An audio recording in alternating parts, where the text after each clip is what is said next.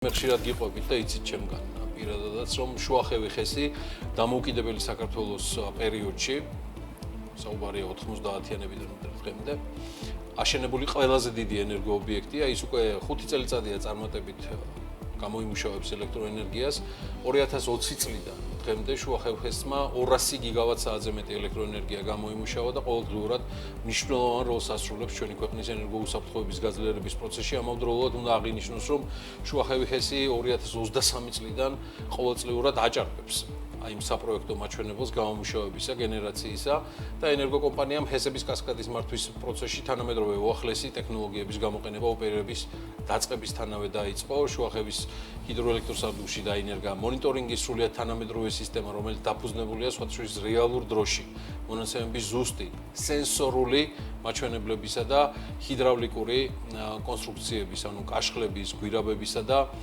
აღჭურვილობის ანალიზზე.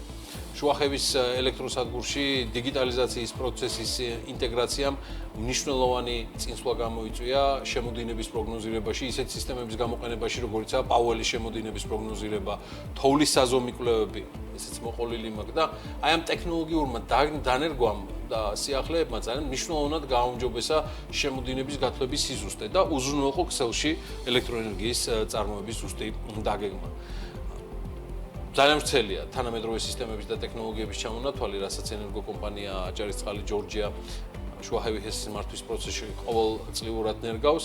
2025-ში ჰიდროელექტროსადგურში დაინერგა მაგალითად ახალი ციფრული სისტემა, სადაც QR კოდის სკანერებით ხდება ჰესის ძირითადი დამხმარე მოწყობილობების, ამავდროულად სათავე ნაგებობების შემოწმება და მონაცემების შენახვა ჰესის ძირითად სერვერზე.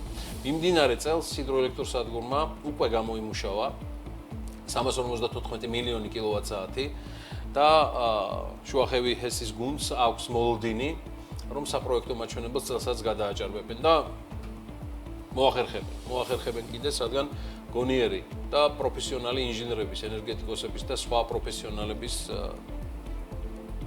მენეჯერების ხელთ არის ამ კომპანიის მართვა. სხვა შორის მადლობა ამ კომპანიის ინვესტორებს, ნორვეგიულ Clean Energy Invest და ინდურ Tata Powers. მადლობა რომ მოახერხეთ და მიუხედავად ყველაფრისა, იცით, არასდროს არ გაიტეხოთ და აიყაროთ გული საქართველოზე.